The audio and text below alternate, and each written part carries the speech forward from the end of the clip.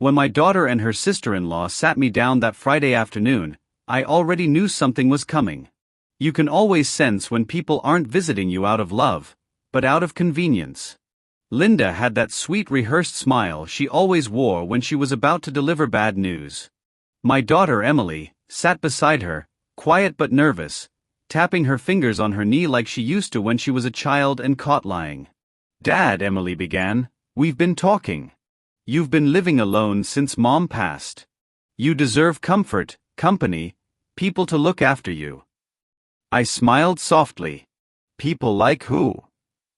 Linda cut in before Emily could speak. "There's a beautiful retirement home not far from here.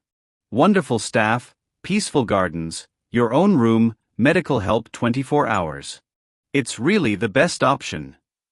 I looked around my apartment, the home where I'd lived for 32 years, where my late wife and I raised Emily. The oak bookshelf I'd built by hand, the balcony where I'd drink my morning coffee, the scent of old wood and memories. I knew exactly what this was about. Not care, not love. It was about the apartment, mine fully paid, and located in a part of the city that had become prime real estate over the years. "Whose idea was it?" I asked. They exchanged glances. Emily looked away. Linda smiled again, too polished, too quick. "We both think it's best for you." I nodded slowly. "I see." I didn't argue. I didn't ask why. I simply smiled, the kind of smile that doesn't reach the eyes. That night, when they left, I sat in the quiet of my living room, the city humming outside my window. I thought of my wife, Margaret, and how she would have handled this. She always said, "When people show you greed, don't show them anger. Show them intelligence." So, that's what I decided to do. Emily wasn't a bad person. She just lost her way. After her husband died, she struggled financially. Linda, her late husband's sister, had always been controlling, the kind of woman who thought money made her superior. I'd helped them both more times than I could count. Paid bills, covered debts, helped Emily buy a car when she needed to get to work. But greed doesn't always come from hunger. Sometimes it grows from entitlement. Over the next few days, Linda and Emily began their campaign. They'd visit me often, bringing home brochures of retirement homes, talking about how happy I'd be surrounded by people my age. Emily even cried one evening, saying, "Dad, please don't make this hard. I can't take care of you alone. You'll be better there." I just listened, nodded, and told her I'd think about it. But every night, after they left, I wrote notes. Quietly, methodically. Dates, words, their suggestions, everything. And I made a few visits of my own. One to my lawyer, Mr. Cooper. An old friend, retired but still sharp. Another to the local registry office. Then one to the bank. See, this apartment wasn't just a place I lived. It was an asset, and I had options. I'd already written my will years ago, leaving the apartment to Emily. But people change. And so should documents. So, I updated it. Quietly. Calmly. Legally. And then I made one more call, to an old acquaintance named Henry, a real estate agent who handled trust properties. 2 weeks later, Emily showed up with Linda again, this time with printed forms. "Dad," she said softly, "the retirement home is holding a room for you. But they need a deposit, and since your savings are mostly in this apartment's value, we thought maybe selling it would be the best way." Linda smiled sweetly. You could stay there comfortably for years. And Emily could finally have some breathing room financially. It's a win-win. I looked at the paper. It wasn't a simple form, it was a property transfer document. Linda must have drafted it with some legal help. "I see you've thought this through," I said calmly. "Oh, we have," Linda said brightly. "We even spoke to a lawyer about the process." I chuckled softly. How efficient. I asked for a few days to think about it. Linda agreed, clearly convinced I'd give in soon. That night I made tea, sat in the balcony, and smiled at the stars. I wasn't angry, not even hurt. Just quietly disappointed. They thought of me as old, slow, sentimental. But they'd forgotten something. Age doesn't dull intelligence, it sharpens it through experience. The next morning, I finalized my plan. I signed over my apartment, but not to Emily or Linda. I signed it into a living trust under my name, with specific conditions that only Mr. Cooper and I understood. The trust stated that upon my passing, the apartment would go to a children's hospital foundation, unless Emily continued to maintain a genuine relationship with me without financial manipulation for at least 3 consecutive years. If she didn't, it would automatically default to charity. No one knew about this but me, my lawyer, and the notary who sealed it. Then, I staged my calm surrender. On Wednesday afternoon, I called them both over for coffee. "Emily, Linda," I said, "I've made my decision." Linda's eyes lit up. Emily looked relieved. "I'll move into the retirement home," I said softly.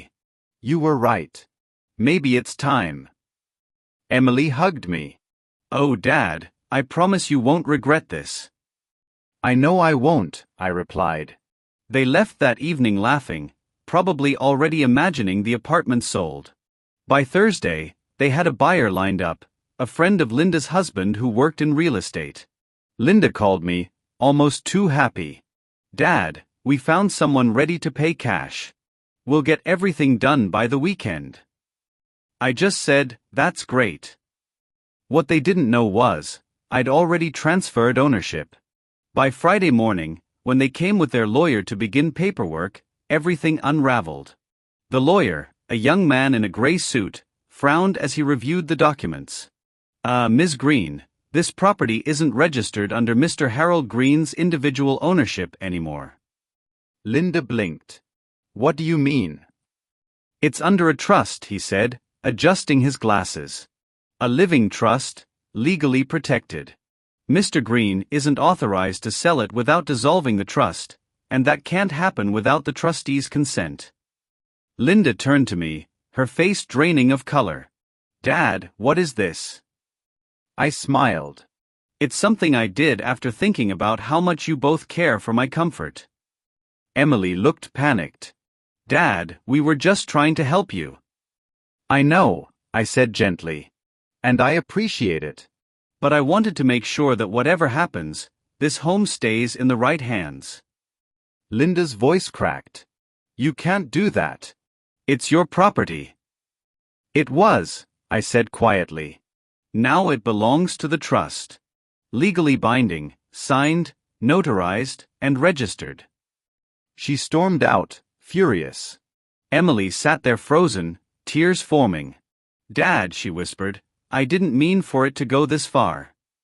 I sighed, placing my hand over hers. "I know, sweetheart. But you let someone else's greed speak for you." I just answered in the only language greed understands: law and silence. 3 days later, the retirement home called me. Apparently, Emily had already paid a deposit for my stay. I told them I wouldn't be moving in. Instead, I invited Emily over for dinner. She came alone, eyes red, voice soft. "Linda hasn't spoken to me since that day," she said. "Good," I replied. "Maybe that's peace." She looked around the apartment, then at me. "I'm sorry, Dad. I thought I was doing the right thing. I thought selling this place would give us all a fresh start." I nodded. "And where would that leave me?" She lowered her head. "Lost, probably." I stood, walked to the bookshelf, and took out a framed photo of her mother. "Your mother built this home with me. Brick by brick. Every corner has her touch. It was never just property. It was love, memories, roots." Tears rolled down Emily's cheeks. "I know. I'm not angry," I said quietly. "But I hope you learned something."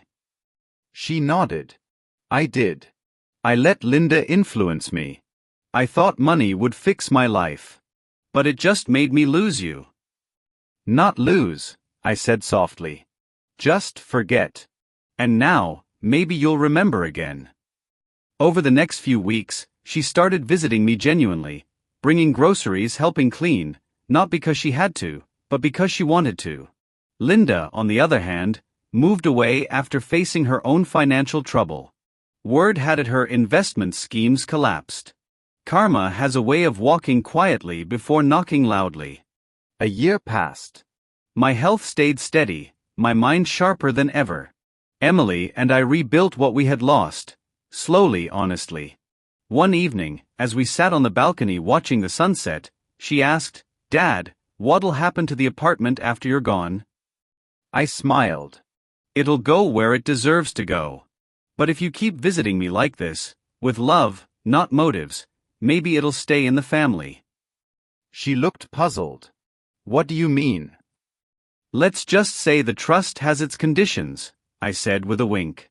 She laughed softly. "You're too smart for us, Dad." "Not smart," I replied. "Just experienced. Greed ages faster than love, sweetheart." She nodded, holding my hand. As the sky turned orange, I thought of how peace doesn't come from revenge or anger, it comes from clarity.